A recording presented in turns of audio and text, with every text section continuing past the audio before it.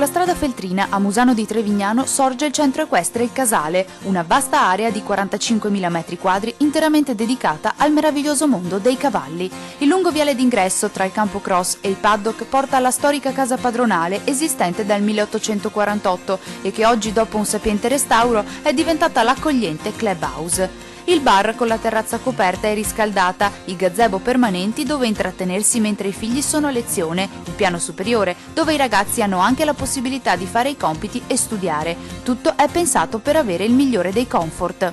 Dall'entrata, dall'ingresso, quindi l'accoglienza, al bar, a poi le varie tribune, la tribuna del cross piuttosto che la tribuna del campo salto ostacoli, è veramente qualcosa di accogliente. Il Casale è un centro associato alla FISE, la Federazione Italiana Sport Equestri, e si praticano e si insegnano le discipline olimpiche come il salto ostacoli, il dressage, il cross country e il completo.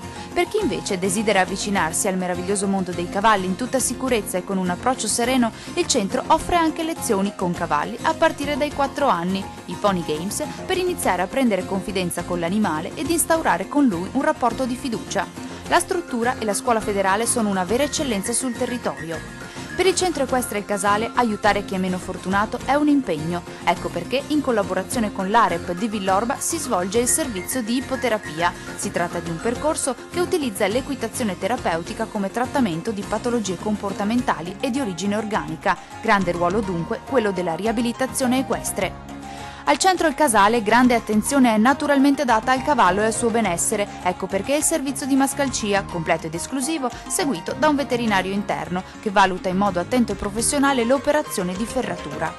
Il cavallo è un atleta a tutti gli effetti. L'idroterapia, particolare sistema utilizzato dal centro, permette il defaticamento dopo una sessione di lavoro o un concorso e viene utilizzato anche come terapia dopo un infortunio.